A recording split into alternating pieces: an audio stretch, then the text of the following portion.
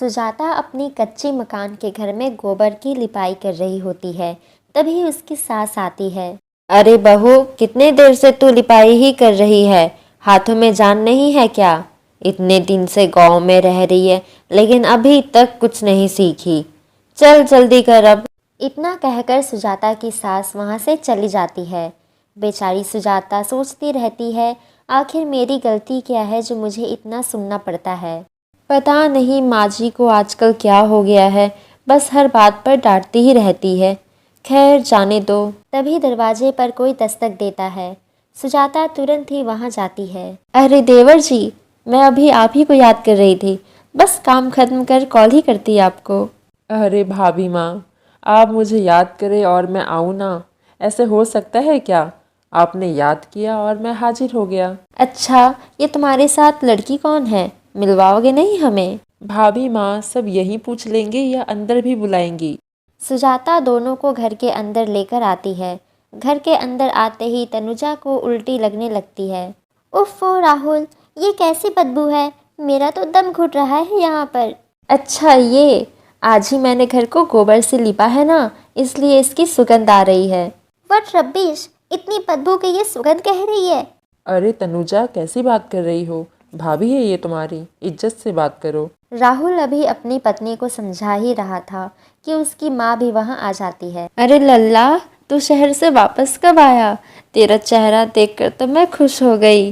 और ये कौन है? अरे माँ, ये तनुजा है। मैंने इससे शादी कर ली है। अब ये इस घर की बहू है। ऊपर वाले, ये तूने क्या कर दिया लल्ला? इस तरह के कपड़े पहनने वाली लड़की से तूने शादी कैसे कर ली? माँ, मैं तनुजा से प्यार करता हूँ, इसलिए मैंने शादी की है। लेकिन लल्ला, इसके कपड़े तो देख, किस तरह के कपड़े पहन कर आई है हमसे मिलने के लिए। Oh my God Rahul darling, देखो ये लोग कैसे कैसे बात कर रहे हैं। इन लोगों को फैशन का कोई सेंस नहीं है क्या? ओहो, यहाँ क्या हो रहा है? माँ, भाभी, ये बहुत बड़ी मॉडल है। एक बहुत बड़ी टॉप मॉडल में से एक है ये। हे भगवान, ये सबको क्या हो गया है? सब कैसी बहकी बहकी बात कर रहे हैं। सुजाता, तुम इसे अंदर लेकर जाओ और कपड़े बदलवा कर लाओ।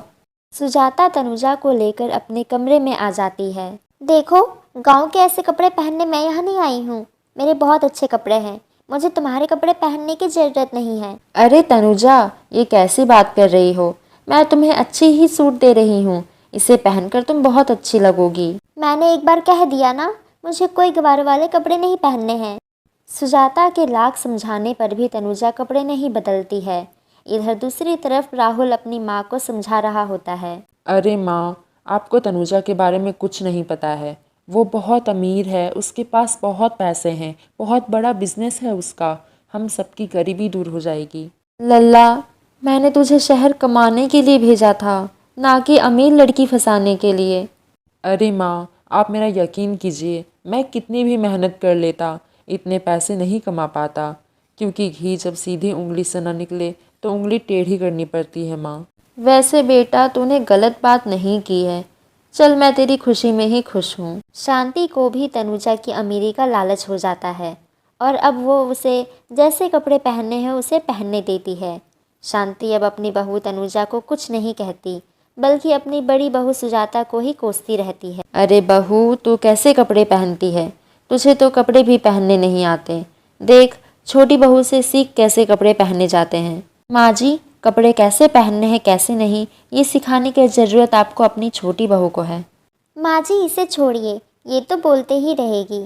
चलिए हम लोग शॉपिंग करके आते हैं। शांति और तनुजा शॉपिंग करने के लिए बाजार की ओर निकल पड़ते हैं। तभी गांव के गवार लड़कों की नज़र तनुजा के कपड़ों पर पड़ जाती है। अरे वाह यार, क्या कमाल की लड़की है। देख रहे हो इसे? इसके कपड़े देखे, ऐसी लड़कियां तो बस शहर में ही देखने को मिलती है। वे दोनों लड़के जाकर तनुजा और शांति को परेशान करने लगते हैं। शांति उन लोगों को भगाने की कोशिश करती है, लेकिन वे दोनों बदमाश शांति पर ही वार कर देते हैं। तभी उन दोनों की नज़र सुजाता पर पड़ती है, जो चाकू लेकर उसी के तरफ बढ़ रही थी। ये देख दोनों लड़के डर जाते हैं और वहाँ से भागने लगते हैं। अब आप दोनों को डरने की कोई ज़रूरत नहीं है। अब वे गुंडे डर से भाग चुके हैं। अरे वाह बहू, तुम तो बहुत निडर और साहसी हो। मैं तो तुम्हें हमेशा सुनाती रहती हूँ, लेकिन तुमने आज हमारी जान बचाई। मैं तुम्हारा धन्यवाद करती हूँ। हाँ दीदी, आप मुझे माफ़ कर दीजिए। मैंने आपके साथ बहुत बुरा किया है। आज आप ही ने हमारी जान बचाई। अभी आप ना होती तो पता नहीं क्या हो जाता। मैं आपको बड़ी बहन मानती हूँ, आप भी मुझे अपनी छोटी बहन मान लीजिए। अरे तनुजा, माफ़ी मांगने की कोई ज़रूरत नहीं है। तुम जिस दिन पहली बार घर आई थी, मैंने तब से ही तुम्हें अपनी छोटी बहन मान लिया था। वक्त बीतता जाता है, तनुजा धीरे धीरे उनके तौर तरीके सीख जाती है और सबकी तरह कपड़े भी पहनने लगती है। अब सभी लोग हंसी खुशी से रहते हैं। इसी तरह के और भी वीडियोस देखने के लिए चैनल को सब्सक्राइब जरूर करें।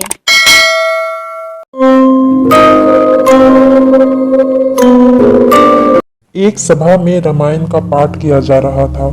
श्रद्धालुओं की भीड़ लगी थी और सभा में पैर रखने की भी जगह नहीं थी। अचानक रामायण के पाठ के बीच बिजली चमकी और एक चमत्कार हो गया। अचानक ही एक राक्षस प्रकट हो गया और लगातार मुंह से आग के गोले निकाल रहा था और खून से सने लंबे नुकीले उसके दांत। सभा में भगदड़ मच गई। जिसे जैसी जगह दिखी भाग निकला। कुछ ही सेकंड में सभा खाली हो गई, लेकिन एक आदमी बिना डरे बैठा हुआ था। राक्षस गुर्राते हुए उसके पास पहुंचा और बोला, तुम जानते नहीं मैं कौन हूं? हाँ, मैं जानता हूं कि तुम एक विशाल राक्षस हो। तुम्हें मुझसे डर नहीं लगता? नहीं, बिल्कुल नहीं। भगवान भी तुम्हारी रक्षा नहीं कर पाएगा मूर्ख। ये बता तुझे मेरा डर क्यों नहीं है? क्योंकि मैं पिछले 25 साल से शादीशुदा हूं।